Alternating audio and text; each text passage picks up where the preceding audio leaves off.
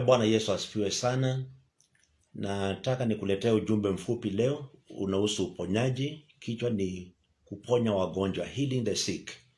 Na tutaenda kusoma maandiko mengi katika kitabu cha Marko mtakatifu na mistari mingine ya vitabu vya Biblia. Na tunaanza na Mark chapter 1 verse number 34. Na yanamzungumza maandiko kuhusu Yesu Kristo, vile alifanya wakati Yesu alipokuwa hapa duniani. Biblia inasema akaponya wengi waliokuwa na maradhi mbalimbali, akatoa pepo wengi, wala hakuwaacha pepo kunena, kwa sababu walimjua. Kwa wakati Yesu alipokuwa hapa duniani, baadhi ya kazi ambazo alifanya mbali na kuhubiri Injili ilikuwa ni kuwaponya wagonjwa, kwa sababu Yesu alikuja kuokoa watu kutoka kwenye kunyanyaswa na shetani. Na tunaona hapa katika Mark chapter 1 and verse 34, Yesu akiponya watu wengi ambao walikuwa na magonjwa mbalimbali. Watu ambao walikuwa na magonjwa kama sukari, walikuwa na homa, walikuwa na malaria, walikuwa wanaumwa na migongo na tumbo, miguu, wengine walikuwa wamepangawa. Yesu Kristo aliweza kuponya watu wale wote bila kubagua. Yesu Kristo habagui. Ukirudi pale nyuma kidogo, utaona ya kwamba Yesu aliweza kutembea kule nyumbani kwa Simoni, na akakuta mama mkwe wa Simoni akiwa amelala kitandani, hawezi kwa sababu alikuwa na homa. Akamguza mkono, homa ikamwacha, akaamuka akawatumikia. Kwa hivyo unaona hata akina mama ambao walikuwa wanasumbuliwa na magonjwa ya homa, na leo kuna watu wengi sana wanasumbuliwa na magonjwa kama vile homa, kama vile malaria, wanaumwa na tumbo, wanaumwa na kichwa, wanaumwa na miguu, na wengi hawajui ya kwamba Yesu Kristo anaponya. Nataka niwaambie kwamba Yesu alikuja kuharibu kazi za shetani, na baadhi ya kazi ya shetani ni magonjwa, kwa sababu magonjwa yanatesa miili ya watu, na mwili wa mtu ni hekalu la Roho Mtakatifu. Mungu anataka uwe na afya, Mungu anataka ukuwe na amani, Mungu anataka ukae ukiwa na furaha, na ndio sababu Mungu anafurahia kuwaponya wale ambao ni wagonjwa. Na tukisoma Marko mtakatifu mlango wa 6 ule mstari wa 7 kisha mstari wa 12 kwenda chini kidogo, maandiko yanasema akawaita wale thenashara, akaanza kuwatuma wawili wawili, akawapa amri juu ya pepo wachafu. Kwa hivyo Yesu Kristo ni mwenye uwezo. Alipokuwa akiwatuma mitume kwenda kuhubiri Injili, aliwapatia nguvu, aliwapatia uwezo, mamlaka. Aliwapa uwezo wa kutoa mapepo, aliwapatia uwezo wa kuponya magonjwa. Na wale ambao tumebaki hapa duniani, sisi ndio mitume wa Yesu Kristo. Yesu ametupatia nguvu, ametupatia uwezo, ametupa mamlaka juu ya pepo wote. Ametupatia uwezo wa kutoa mapepo na ametupatia uwezo wa kuponya magonjwa. Mstari wa 12 Biblia inasema wakatoka wakahubiri kwamba watu watubu, wakatoa pepo wengi, wakapaka mafuta watu wengi waliokuwa wagonjwa, wakawaponya. Kwa wanafunzi wa Yesu waliweza kutii, na wakatoka wakahubiri Injili, wakawaambia watu watubu. Hata mimi nasema jioni ya leo watu watubu dhambi zao. Mungu ni mtakatifu na Mungu anataka watu watubu dhambi. Mungu anataka watu wazaliwe mara ya pili, waokoke, waweze kufanyika wana, wasamehewe dhambi zao, watakaswe, waweze kuingia katika ufalme wa mbinguni. Na mbali na kutubu dhambi, Mungu anafurahia kuponya wagonjwa. Kwa hivyo nataka niseme ya kwamba ni furaha ya Mungu kuwaponya watu wengi sana wale ambao ni wagonjwa. Kama wataamini, sisi tumetumwa kuwaombea, naye Roho Mtakatifu kazi yake ni kuponya. Tukiomba, Roho wa Mungu anaponya. Kwa nataka uamini ya kwamba usiku wa leo nitaenda kukuombea. Haijalishi unaumia wapi, maandiko yanasema waliokuwa na maradhi mbalimbali waliweza kuponywa. Praise the name of the living God. Kitabu cha Marko mtakatifu ule mlango wa 10 na mstari wa 27. Mark chapter 10 and verse 37. Mark 10 verse 27. Yesu akawakazia macho akasema, kwa wanadamu haiwezekani, bali kwa Mungu sivyo, maana yote yawezekana kwa Mungu. Na usiku wa leo nataka niseme ya kwamba yale yasiwezekana kwa mwanadamu, kwa Mungu yanawezekana. Yote yawezekana kwa Mungu. Inawezekana umepambana na magonjwa na ni kama umefika mwisho, ni kama unataka you want to give up, kwa sababu labda daktari ameshindwa, umepewa mandawa hata ya kienyeji, unaona umefikia mwisho. Nataka niseme ya kwamba Mungu hajashindwa. Mungu hawezi akashindwa. Yesu anasema ya kwamba yale yasiyowezekana kwa mwanadamu, kwa Mungu yanawezekana. Mwanadamu anaweza kushindwa na ugonjwa kama saratani. Madaktari wanatuambia wakati mwingine saratani haiponi ikifika certain stage. Lakini nataka niseme ya kwamba kwa Mungu hakuna kitu kama stage. Mungu ni Mungu mwenye uwezo, ni Mungu mwenye nguvu. Yeye ndiye mwanzo na yeye ndiye mwisho. Na uwezo wake hauelezeki na upimiki. Kwa hivyo Mungu anaponya hata pale mandawa yameshindwa. Hata pale wanasayansi wameshindwa, hata pale mwanadamu ameshindwa. Mwite Mungu, utaona huyu ni Mungu mwenye nguvu. Hali ukimwi umekataa kupona kwa sababu watu wanasema vile virusi haviponi. Kwa jina la Yesu Kristo vinapona. Jina la Yesu na nguvu za Roho Mtakatifu huweza kuchoma vile virusi vikakauka na mgonjwa akapona akatembea akiwa mzima. Hata zile cells za kansa zinachomwa na moto wa Roho Mtakatifu na mtu anapona na mtu anakuwa mzima. Kwa hiyo nataka nikukumbushe jioni ya leo ya kwamba Yesu anakukumbusha ya kwamba yasiyowezekana kwa wanadamu, kwa Mungu yanawezekana. Kwa Mungu yote yanawezekana. Na mimi sijui unasumbuliwa na nini. Leo mimi naongea juu ya ugonjwa. Sijui kama ni sukari, ugonjwa wa sukari. Sijui kama ni ugonjwa wa moyo. Sijui ni malaria, ni homa inakusumbua. Ni tumbo limekuuma kwa muda mwingi, ni kichwa kimekuuma, ni miguu kuna arthritis. Mimi sijui ni nini kinakusumbua. Lakini nataka nikuambia kwamba kwa Mungu yote yanawezekana. Nataka uende ukamwamini Mungu usiku wa leo na Mungu wetu ataenda kukuweka huru. Mungu wetu ataenda kukuponya. Nataka tusome maandiko pamoja, Mark chapter 16 na ule mstari wa 15 hadi 18. Tuone vile maandiko ya Mungu yanavyosema. Mark 16 kuanzia mstari wa 15. Hapa ni Yesu akiongea na wanafunzi baada ya kufufuka, kabla Yesu kupaa kwenda mbinguni. Akawaambia, enendeni ulimwenguni mote mkaihubiri Injili kwa kila kiumbe. Haaminie na kubatizwa ataokoka, asiyeamini atahukumiwa. Na ishara hizi zitafuatana na hao waaminio. Kwa jina langu watatoa pepo, watanena kwa lugha mpya, watashika nyoka, hata wakinywa kitu cha kufisha hakitawadhuru kabisa. Wataweka mikono yao juu ya wagonjwa, nao watapata afya. Kama unaona, Yesu anasema wazi kabisa ya kwamba wale ambao wanamwamini, wale ambao wamekubali, wamebatizwa, wameokoka, amewapatia nguvu. Na baadhi ya nguvu ambazo amewapatia ni za kutoa pepo. Anasema ya kwamba watatoa pepo. Na nimesema ya kwamba magonjwa mengine yanatokana na pepo, ni satanic attacks, ni demonic attacks. Na Yesu ametupatia uwezo wa kuombea wagonjwa na kutoa zile pepo, na watu wa Mungu wanapona. Wakiwa karibu, Yesu anasema ya kwamba watawawekelea mikono nao wataweza kupona. Kwa hivyo usiku wa leo, let me tell you, distance is not a barrier. Nitaenda kutamka neno ukiwa tu mahali ulipo, uwe nyumbani, uwe hospitali, uwe wapi. Neno la Mungu litakufikia na Roho wa Mungu ataingia ndani yako na mkono wa Yesu utakuwa juu yako na utaweza kupona maradhi ambayo yanakusumbua.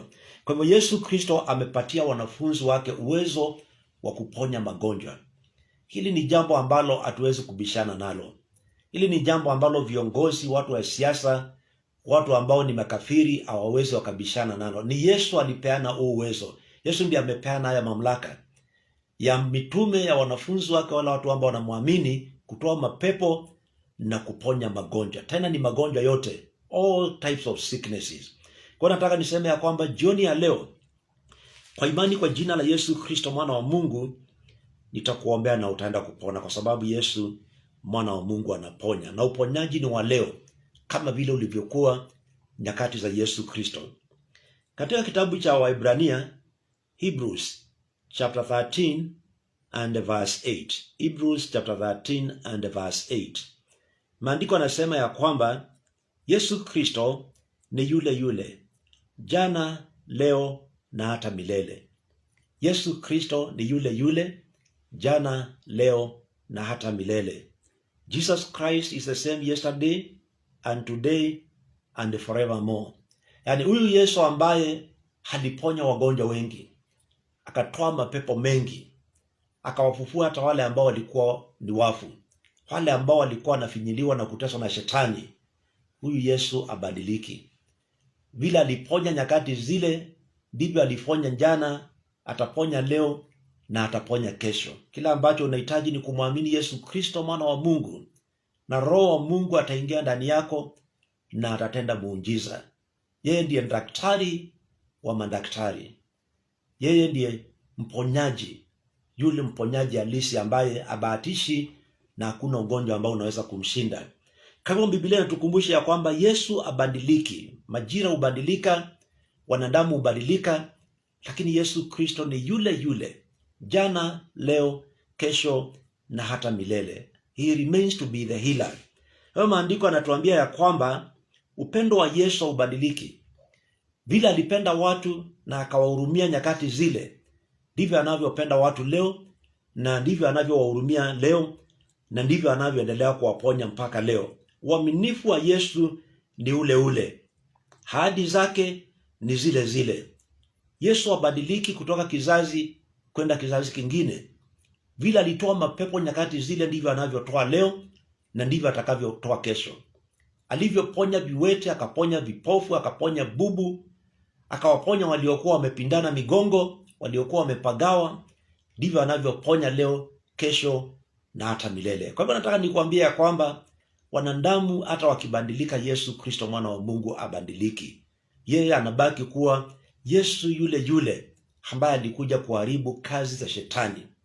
Anabaki kuwa Yesu yule yule ambaye alikuja kuwafungua mateka, wale ambao walikuwa wamekamatwa mateka na shetani, wamefinyiliwa na laana, wamefinyiliwa kwa sababu ya dhambi. Yesu Kristo ni yule yule. Hata leo anaendelea kufungua watu. Hata leo anaendelea kuponya magonjwa sugu ambayo ameshinda wasomi, ameshinda madaktari. Kama unaenda kwa muamini Yesu Kristo ambaye upendo wake haubadiliki, nguvu zake ni zile zile, alibadiliki, hadi zake ni zile zile, hazibadiliki, uaminifu wake haubadiliki kutoka kizazi kimoja hadi kizazi kingine. Yale aliyotenda nyakati zile anatenda leo na ataendelea kutenda kesho, kwa sababu Yesu mwana wa Mungu habadiliki. Na tukisoma Matendo ya Mitume ule mlango wa 10, Acts of the Apostles chapter 10, nataka tusome mstari ule tuone vile maandiko yanavyozungumza kuhusu huyu Yesu Kristo. Kisha tutasoma mistari mingine michache, alafu nitaenda kuomba kwa imani kwa jina la Yesu Kristo. Acts of the Apostles chapter 10 and verse number 38. Matendo ya Mitume 10 mstari wa 38, maandiko yanasema hivi: habari za Yesu wa Nazareti, jinsi Mungu alivyomtia mafuta kwa Roho Mtakatifu na nguvu, naye akazunguka huku na huko akitenda kazi njema na kuponya wote walioonewa na Ibilisi, kwa maana Mungu alikuwa pamoja naye. Kwa Yesu alizunguka huku na huko akitenda mema. Nataka niseme ya kwamba hata leo Yesu anatenda mema. Hata sasa Yesu mwana wa Mungu anatenda mema. Hata wakati huu, mahali pale ulipo, Yesu atakutendea mema. Kwa sababu maandiko ameniambia ya kwamba Yesu ni yule yule jana, leo na hata milele. Abadiliki. Nyakati zile alitembea kutoka kijiji kwenda kijiji kingine, kutoka mji kwenda mji, kutoka mboma hadi nyingine katika masinagogi yao, na Yesu alitembea akitenda mema. Na asante sana Musembi Davis, na kushukuru sana kwa sababu ya kuwa online na kusikiliza ujumbe huu. Mungu atakubariki. Alitembea nyakati zile akitenda kila boma ambayo aliingia, kila mji ambao Yesu Kristo mwana wa Mungu aliingia. Wale ambao walikuwa wanalia, Yesu aliweza kuwatuliza. Wale waliokuwa wanaomboleza, alifufua wafu wao. Wale walikuwa na wagonjwa, aliponya wagonjwa wao. Na nataka niseme hata leo Yesu anatembea katika dunia hii, katika boma za watu, katika makanisa, katika mashule, katika vyuo, Yesu akitenda mema. Na maandiko anasema alikuwa akiwaponya wote walioonewa na Ibilisi. Shetani anaonea watu wa Mungu. Shetani ndiye anafinya watu wa Mungu, oppressing the people of God. Kazi ya shetani ni kuonea watu wa Mungu. Anawapiga kwa magonjwa, anawakosesha furaha, anawakosesha amani, watu wanakosa usingizi. Kuna mtu ambaye hawezi akalala leo kwa sababu mwili unamuuma, mwili mzima unauma. Kuna mtu ambaye kesho hawezi kwenda kazi kwa sababu mwingine hataenda shule kwa sababu mwili wake unamuuma, shetani anamtesa. Kazi ya shetani ni kuonea watu wa Mungu, kuwafinyilia watu wa Mungu. Anafinyilia mtu anakosa kwenda kufanya kazi yake, mtoto anakosa kwenda shule. Lakini Yesu Kristo aliweza kuwaponya wale wote ambao walikuwa wanaonewa na ibilisi, kwa sababu Mungu alikuwa pamoja na yeye. Na inawezekana leo shetani anakuonea, leo shetani amekufinyilia, amechagua kukutesa kwa maumivu. Anatesa kichwa chako kinauma, tumbo linauma, mgongo wako unauma, miguu inauma, ama anatesa wazazi wako, anatesa watoto wako, anatesa ndugu, anatesa bibi, mama. Lakini nataka niseme ya kwamba Yesu anatembea akitenda mema. Yesu anatembea kupitia kwa utumishi wake, kupitia kwa nguvu za Roho Mtakatifu na kupitia kwa neno lake, akiwakomboa watu, akiwaponya. Na wewe utakuwa baadhi ya wale ambao wataenda kukombolewa, na utakuwa na ushuhuda ya kwamba Yesu alikutana na wewe na Yesu Kristo akaweza kukutendea mema. Nataka nikusomee mstari katika kitabu cha Yakobo mlango wa 1 na mstari wa 17. Uone vile Biblia inasema ya kwamba kwa Mungu hakuna kivuli cha kubadilika. Huyu Mungu ni yule abadiliki. Asemi ya kwamba leo ataponya alafu kesho anabadilika. Kama amesema Psalms 103 and verse 3. Nasema ni Mungu ambaye anatusamehe dhambi zetu zote na anatuponya magonjwa. It does not change. Kwake hakuna kivuli cha kubadilika. Kama alisema tutatoa pepo ataendelea kutoka. Alisema tutaponya wagonjwa wataendelea kupona. Alisema watu watabarikiwa na watu wataendelea kubarikiwa. Alisema shetani ameshindwa na shetani anabaki kuwa ameshindwa, ako chini ya miguu yetu. Kwa Mungu hakuna kivuli cha kubadilika. Nataka nisome haya maandiko, ni kama mistari miwili tu hivi, alafu tunaenda kuomba. Yakobo, waraka wa Yakobo huo mlango wa 1 na mstari wa 17, maandiko yanasema hivi: kila kutoa kuliko kwema na kila kitolewacho kilicho kamili utoka juu, ushuka kwa Baba wa mianga, kwake hakuna kubadilika wala kivuli cha kugeuka. Kwa Mungu hakuna kubadilika wala kivuli cha kugeuka. Mungu ni Mungu ambaye tangu mwanzo mpaka mwisho anapenda watu wake. Tangu mwanzo mpaka mwisho ni Mungu mkombozi na ni Mungu mponyaji. Kwake hakuna kivuli cha kubadilika, hakuna kugeuka. He remains to be the savior, he remains to be the healer, he remains to be the deliverer, and he remains to be the provider and the protector. God does not change. Kila ambacho alisema, Mungu ni mwaminifu na Mungu ataenda kutenda. Kwa mimi nataka uende ukamwamini usiku wa leo. Nataka kumalizia kwa kusoma mstari wa Biblia katika John chapter 14 and verse 12. Ili niweze kutoa shaka kwa yote ambaye anaweza kuwa na shaka, yote ambaye anajiuliza, huyu pastor anatuambia atatuombea na tutapona, tutaponaji. Kuna watu wengine hawaamini ya kwamba leo Mungu anaponya watu. Anasema uponyaji uliisha na mitume, uliisha wakati Yesu alipaa akaenda mbinguni. Lakini nakwambia maandiko ametuambia ya kwamba kwa Mungu hakuna kubadilika, hakuna kivuli cha kubadilika, na kila kilicho chema kinatoka juu mbinguni. Ndivyo kitabu cha Yakobo kimetuambia. Every good gift, and healing is a good gift. Uponyaji ni karama, ni kipawa kutoka kwa Mungu, ni baraka kutoka kwa Mungu. Kwa hivyo kila kilicho chema kinatoka juu mbinguni kwa Mungu wa mianga, the Father of light, na kwake hakuna kivuli cha kubadilika. Aliponya watoto, akaponya kina mama, akaponya wazee, na hata leo ataponya watoto, ataponya vijana, kina mama, ataponya wazee. Aliponya wenye pesa, akaponya maskini. Kwa Mungu hakuna kivuli cha kubadilika. Na waraka wa Yohana mlango wa 14 na mstari wa 12, Yesu anasema hivi: amini nawaambieni, yeye aniaminie mimi, kazi nizifanyazo mimi yeye naye atazifanya, naam, na kubwa kuliko hizo atafanya, kwa kuwa mimi naenda kwa Baba.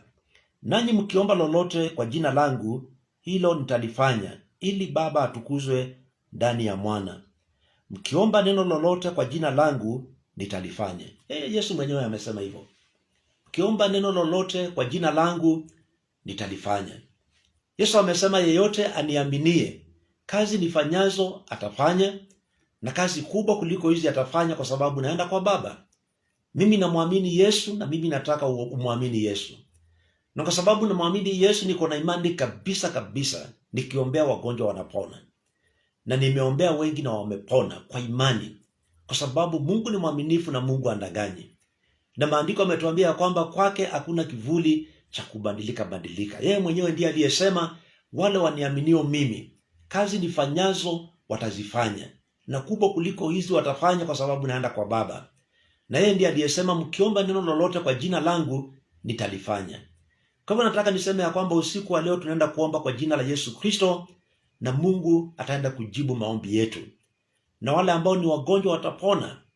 Kesho wataamka waende kazini, wengine wataamka waende shule, na wengine wataamka wafanye mambo ambayo hawakuwa wanaweza kufanya.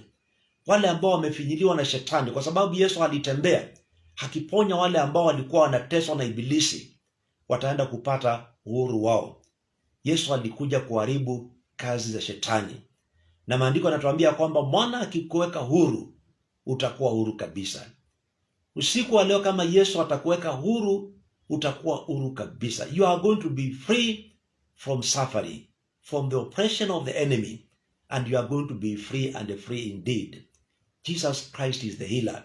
Maandiko ametuthibitia ya kwamba Yesu mwana wa Mungu anaponya. Nakumbuka mwaka wa 2016, msichana mmoja pale shuleni alikuwa mgonjwa, amepooza, na alikuwa candidate, alikuwa form 4 na mtihani umekaribia. Amepooza mwili nusu, na nikaenda hospitali pale kwa imani, nikamlilia Bwana, nikamwomba, nikamwambia, tafadhali Mungu na kuomba, wewe ni mponyaji, unatuambia tutaombea wagonjwa na watapona. Nikamwekelea mikono. Baada ya siku chache alikuwa discharge. Alipona na akarudi shule na akafanya mtihani wake wa KCSE. Akiwa mwenyewe anatembea, ashikiliwi na mtu, kule kupooza kuliweza kupona. Jesus Christ is the same yesterday, today, tomorrow and forever. Mwaka wa 2020 nilimwombea mama mwingine, alikuwa amerushiwa mapepo ya kifafa, yanamshika, anaanguka, anaanza kufa, na ameoka ndani yake kuku.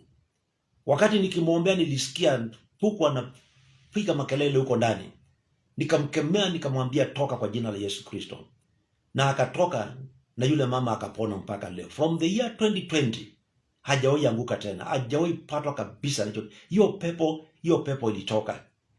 Ndio maandiko ametuambia kwamba Yesu Kristo aliwaponya wagonjwa na akatoa pepo wengi. Mara nyingi ni mapepo yanafinyilia watu wa Mungu, na yanahitaji kukemewa kwa jina la Yesu Kristo. Mashetani yanaogopa jina la Yesu Kristo. Maroho na malaika wa giza wanaogopa jina la Yesu Kristo. Nataka niseme usiku wa leo, haijalishi ni nini kinakufinyilia, Yesu alikuja kukuweka huru. Nataka uende ukaamini ya kwamba huu ndio wakati wa kupona kwako, ndio wakati wa kukombolewa kwako kwa jina la Yesu Kristo. Uende ukaamini pamoja nami, ukawekelee mikono yako mahali unaumwa. Kwa imani nitaomba, nitatuma neno la Bwana. Yule centurion wakati alikuja kwa Yesu Kristo, akamwambia, Bwana, njoo ukaponye mfanyikazi wangu. Mfanyikazi wangu ni mgonjwa, anaumia sana. Na Yesu akamwambia, nitakuja nikamponye. Baadaye yule mkuu wa askari akamwambia Yesu, haifai wewe kuingia kwa dari yangu. Sema neno tu na mtumishi wangu atapona. Akamwambia, mimi ni mtu mkubwa mwenye amri. Nikimtuma mfanyikazi wangu mmoja nimwambie nenda, anaenda, kuja, anakuja. Sema neno na mtumishi wangu atapona. Yesu akasema, sijawahi kuona imani kama hii katika Israeli yote. Akamwambia, nenda zako na iwe kwako kama ulivyoamini. Na wakati ule ule mtumishi wake akapona. Mkuu wa askari alipofika nyumbani alikuta mtumishi wake amepona. Akawauliza wafanyikazi, alipona lini? Wakamwelezea. Akagundua ni wakati ule Yesu alipomwambia, nenda zako na iwe kwako kama ulivyoamini. Neno la Mungu liko na nguvu. Distance is not a barrier. Taenda kutamka neno, na kwa uwezo wa Roho Mtakatifu mkono wa Yesu utakuwa juu yako. Roho Mtakatifu ataingia katika mwili wako, ataponya damu, ataponya mwili wako. Hata kama ulihusika katika ajali, utapona. hata kama umetumiwa mapepo na wachawi na waganga adui ambao wanakuchukia, Yesu Kristo ataenda kukuponya usiku ya leo, because Jesus Christ, he is the healer. Nataka nikuombea kwa imani. Kwa hivyo weka mikono mahali unaumwa, kama ni kifua, kama ni mgongo, na magonjwa mengi yanatokana na spinal injuries, yanatokana na migongo.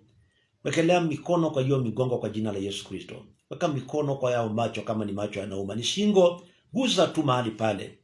Na kama ni mwili wote, kwa sababu watu wengine wanaumwa na mwili wote, weka mikono tu kwa kifua kwa jina la Yesu. Roho wa Mungu atatembea kutoka kwa kichwa mpaka kwa miguu. Wengine miguu inauma, wakitembea wanasikia kama wanadungwa na mimba tu. Nakwambia Yesu atakuponya. You are going to be set free. I'm telling you, you are not going to die. Jesus died for you. He shed his blood for you. Alipigwa upate kuwa na amani. Na ametutuma tukukumbusha ya kwamba he is the healer. I'm just a vessel. Mimi ni chombo tu natumiwa na Mungu kupitia kwa uwezo wa Roho Mtakatifu. Wacha nikuombea kwa imani kwa jina la Yesu Kristo, na utaweza kupona mwenzangu. Na kama uko na mgonjwa karibu na yeye, mwekelee mikono. Hiyo mikono yako na itakasa kwa jina la Yesu Kristo. Nguvu za Mungu zitatembea, zitaingia kwa mikono yako. Uwezo wa Mungu utapita, utamguza yule mgonjwa na atapona kwa njia ya ajabu. God is doing miracles. The Spirit of God is operating right now. Kuna watu wanapona, kuna watu wanapokea miujiza yao. Kuna wengine mapepo yanatoka, laana zinavunjika, mashetani yanachomeka na nguvu za Roho Mtakatifu na uwezo wa damu ya Yesu Kristo. Wacha tuombe kwa jina la Yesu Kristo. Baba, kwa jina la Yesu Kristo, kwa imani ninamwombea ndugu na mwombea dada, mahali popote alipo. Distance is not a barrier. God, you are everywhere, because God, you are spirit. Natuma neno lako mahali mpendwa yuko, hawe hospitali, awe pale nyumbani. Baba, naomba nguza mwili wake. Roho Mtakatifu aingie katika ule mwili, na Roho Mtakatifu afukuze mapepo ambayo yamekuwa yakitesa na kumfinyilia huyo mpendwa.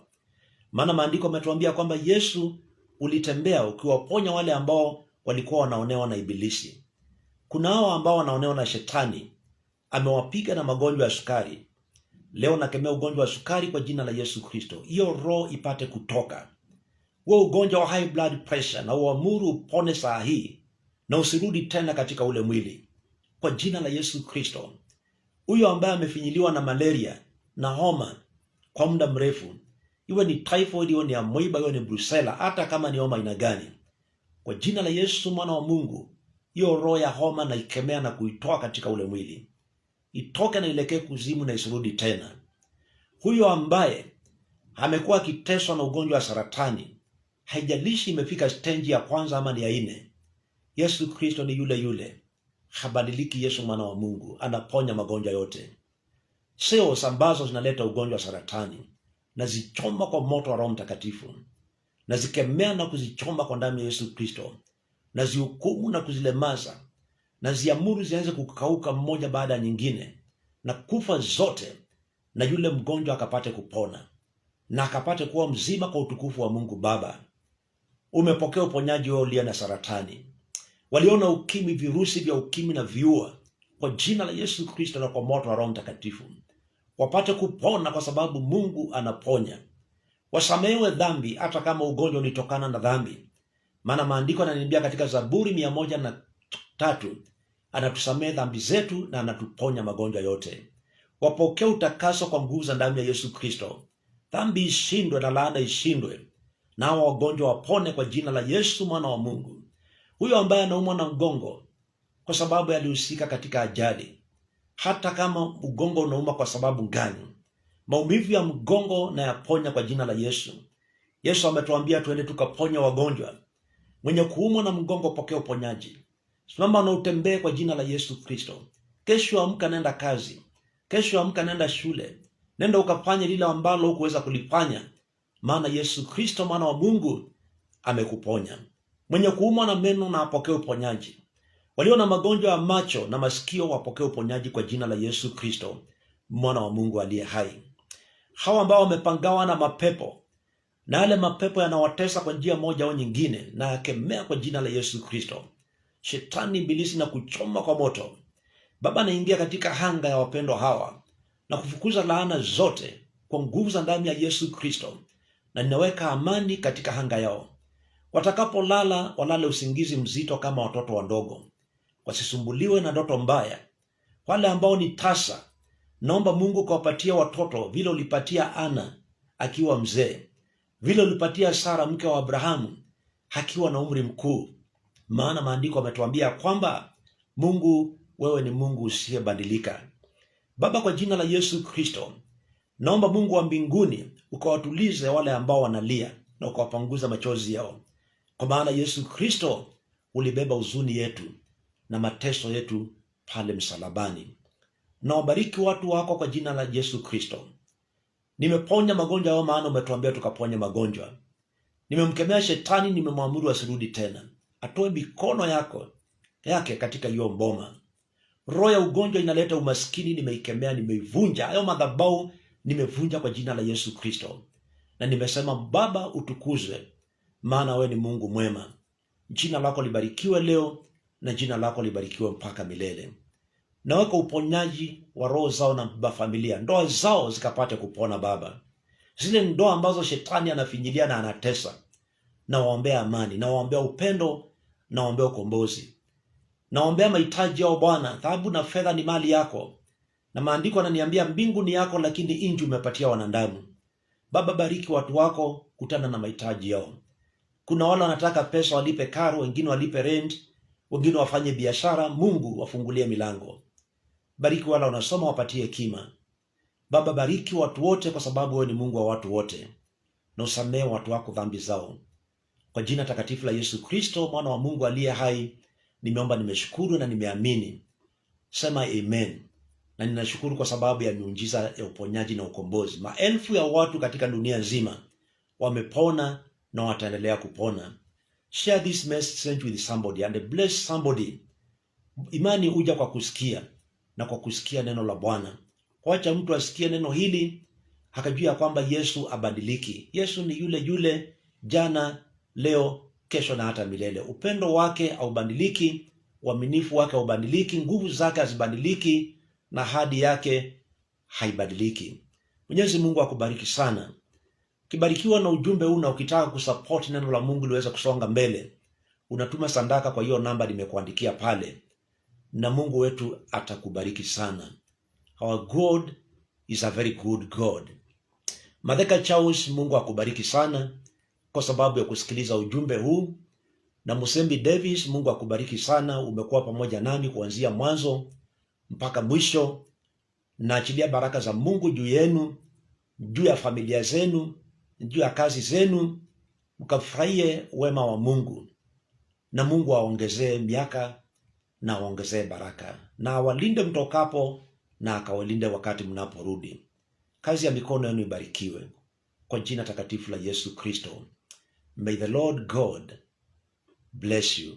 Bwana awabariki ninyi nyote, na wale wengine ambao mtasikiliza mbarikiwe. Share the message and bless somebody. Mimi naitwa Pastor Shandra Kilonzo Kidhome, na ni pastor wa ATG Church branch kwa kule Kabaa. Tuko chini ya Bishop Lazarus Musyoka wa ATG Machakos, chini ya Apostle Francis Musili. May the Lord God bless you. Mungu anawapenda na mimi nawapenda sana, na mkuwe na usiku mwema. God bless you. Wagonjwa mmepona, mahitaji yenu Mungu amekutana nayo na ameyatimiza. Thank you God, in the name of Jesus Christ. Amen.